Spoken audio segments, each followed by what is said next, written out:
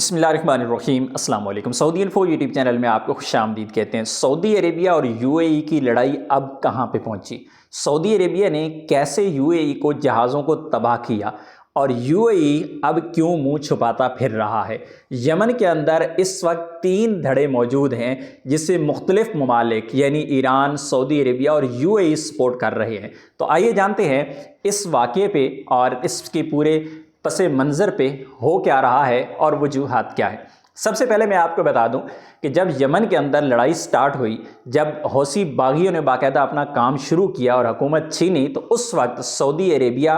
اور اس کے ساتھ باقی جو عرب ممالک تھے انہوں نے آپس میں اتحاد کیا، اور اس اتحاد میں جب سعودی عربیہ نے اٹیکس کرنے شروع کیے باغیوں پہ، حوثی باغیوں پہ، تو دوسری طرف ایران نے حوثی و باغیوں کی جو امداد ہے اس کو بڑھانا شروع کر دیا، اور اس طرح یمن جو ہے وہ ایک ایسا ملک بن گیا کہ جس کے اندر حکومت کے ہوتے ہوئے بھی ہر چیز رد و بدل، سسٹم تباہ ہو گئے۔ اب آتے ہیں کہ یو اے ای نے اس گروپ کو اسلحہ پہنچانے کی کیوں کوشش کی، you A E us group کو اسلحہ کیوں دے رہا تھا، سعودی عربیہ اس گروپ کا مخالف کیوں تھا، اور یمن کے اندر 3 جو دھڑے ہیں۔ سب سے پہلا دھڑا جو شمالی ہے، یعنی شمالی علاقہ جات ہیں، وہاں پر حوثیوں کا قبضہ ہے، اور حوثی جو ہیں وہ حمایت یافتہ ہیں ایران کے۔ اور جس طرح جنوبی ایریا ہے، جنوبی ایریا کے اندر یمن کی سرکاری حکومت قائم ہے، اور سرکاری حکومت میں سے ایک دھڑا جو ہے وہ علیحدہ ہو چکا ہے، ایس ٹی سی کے نام سے، سدرن ٹرانزیشنل کونسل کے نام سے، اس کو سپورٹ کرتا ہے یو اے ای۔ اور سب سے بڑا مسئلہ یہ ہے کہ یہ سرکاری حکومت ہے یمن کی، یہ جہاں پہ قائم ہے جس ایریا میں، اور جہاں پر ایس ٹی سی جہاں پر گروپ ہے، وہاں جو ایریا ہے وہ سعودی عربیہ کے ساتھ بارڈر لگتا ہے۔ سعودی عربیہ کو سب سے بڑا خطرہ حکومت سے نہیں ہے، بلکہ سعودی عربیہ تو یمن کی حکومت کو سپورٹ کر رہا ہے، اور حوثی باغی بھی کیونکہ سعودی عربیہ سے دور ہیں تو اتنا بڑا خطرہ نہیں تھا، لیکن کیونکہ یہ بارڈر کے ساتھ جو ایک علیحدہ سے گروپ تھا جنہوں نے 2 شہروں پہ، یمن کے شہروں کے پہ قبضہ کر رکھا ہے، سعودی عربیہ کو اس چیز کا ڈر ہے کہ کل کو یہ جو گروپ ہیں یہ سعودی عربیہ کے خلاف سازش کریں گے، کیونکہ سعودی عربیہ یہ چاہتا ہے کہ یمن کے اندر ایک باقاعدہ حکومت ہو اور اس کا سسٹم ہو، لیکن علیحدہ دھڑا جو ہے وہ اپنا سسٹم چلا رہا ہے، اپنا نظام چلا رہا ہے، اور اس کو جو سپورٹ ہے وہ یو اے ای کی ہے۔ پہلے تو یو اے ای اسے مختلف طریقوں سے سپورٹ کرتا رہا ہے، اور سعودی عربیہ نے کبھی بھی سامنے آ کے یہ نہیں کہا کہ یو اے ای غلط کر رہا ہے، اور یو اے ای کی جو پالیسی ہے وہ امن کے خلاف ہے، کیونکہ امن یہ تو سعودی عربیہ کا خراب ہونا تھا، کیونکہ سعودی عربیہ کے بارڈر کے ساتھ یہ سب کچھ ہو رہا تھا، ان شہروں پہ جو قبضہ ہو گیا تھا۔ تو سعودی عربیہ نے پہلے تو اپنے طور پہ اپنے طریقے سے کوشش کی کہ جو گلف کا اتحاد ہے وہ قائم رہے اور یہ مسئلہ بھی حل ہو جائے، لیکن یو اے ای کچھ آگے ہی نکل گیا تھا۔ تو یو اے ای نے جہازوں کے ذریعے اسلحہ، گاڑیاں، یعنی سامانی جو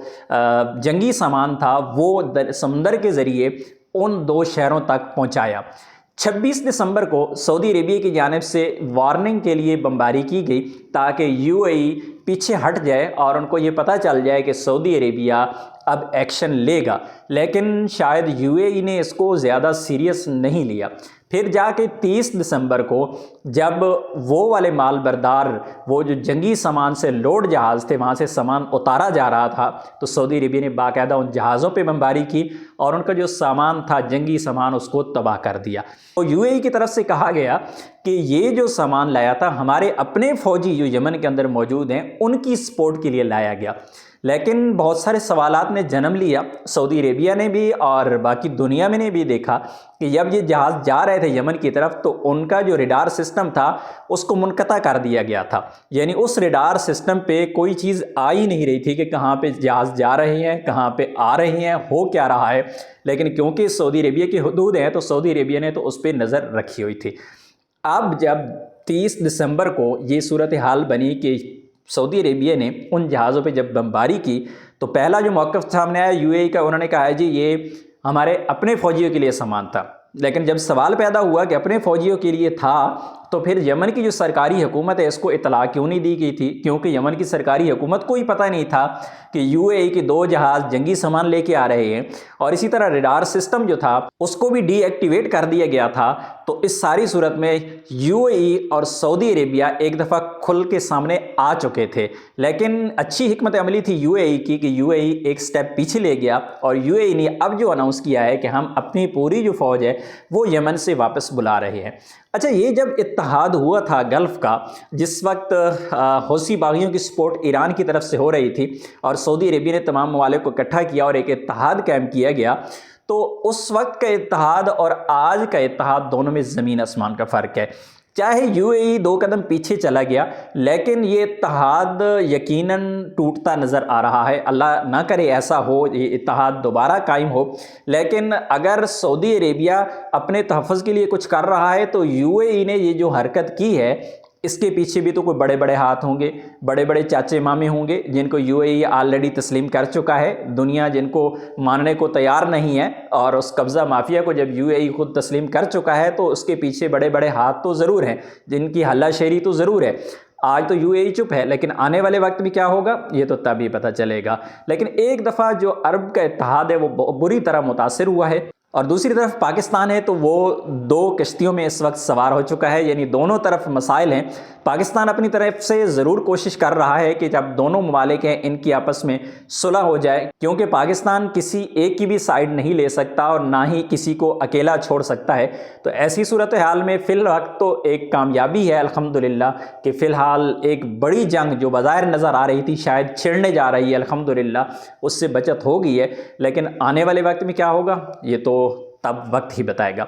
بہت سارے لوگ یہ بھی کہہ رہی ہیں کہ یو اے ای اگر وہاں پہ جا رہا ہے اور وہاں پہ گورنمنٹ کی جو حکومت جو یمن کی حکومت ہے سرکاری، اگر وہاں پہ سپورٹ کر رہا ہے تو اس میں کیا مسئلہ ہے؟ وہ حوثی باغیوں کے خلاف استعمال ہو رہا ہے اسلحہ؟ تو ایسا قطعاً نہیں ہے، کیونکہ حوثی باغی وہ علیحدہ ہیں اور یمن کی جو سرکاری حکومت ہے وہ علیحدہ ہے، اور اسی طرح جو ایس ٹی سی ایک علیحدہ سے گروپ ہے وہ علیحدہ ہے، یعنی تینوں گروپس کو علیحدہ علیحدہ حمایت حاصل ہے۔ ایران حوثی باغیوں کو سپورٹ کرتا ہے، سعودی عربیہ سرکاری حکومت کو سپورٹ کرتا ہے، اور U A E S T C یعنی سدرن ٹرانزیشنل کونسل کو سپورٹ کرتا ہے۔ تو ایسی صورت میں سعودی عربیہ کو سب سے بڑا خطرہ یہ ہے کیونکہ سعودی عربیہ کے بارڈر کے قریب اس گروپ نے جو 2 شہروں پہ قبضہ کر رکھا ہے، آنے والے وقت میں سعودی عربیہ کے حالات کو خراب کر سکتا ہے، بارڈر کو خراب کر سکتا ہے۔ اس وجہ سے سعودی عربیہ قطعاً یہ نہیں چاہتا کہ اس طرح کے گروپ یہاں پہ متحرک ہوں، بلکہ سعودی عربیہ یہ چاہتا ہے کہ یمن کے اندر ایک باقاعدہ حکومت قائم ہو۔ اللہ تعالیٰ سے دعا ہے کہ اللہ تعالیٰ عرب ممالک اور مسلمان ممالک کے اتحاد کو ایک دفعہ جوڑ دے، اور اس اتحاد کا فائدہ ان ممالک کو پہنچے جو ظلم کی چکی میں پس رہے ہیں اور جن کے لیے آواز اٹھانے والا کوئی نہیں ہے۔ اللہ تعالیٰ ان کی تمام طاقتوں کو، ان کی تمام صلاحیتوں کو ان ممالک کی حق میں بہتر کر دے جو ممالک اس وقت مشکلات کا شکار ہیں۔ اللہ سے دعا ہے اللہ تعالیٰ مسلمانوں کی حفاظت فرمائے۔ اپنی دعا میں یاد رکھیے گا۔ السلام علیکم۔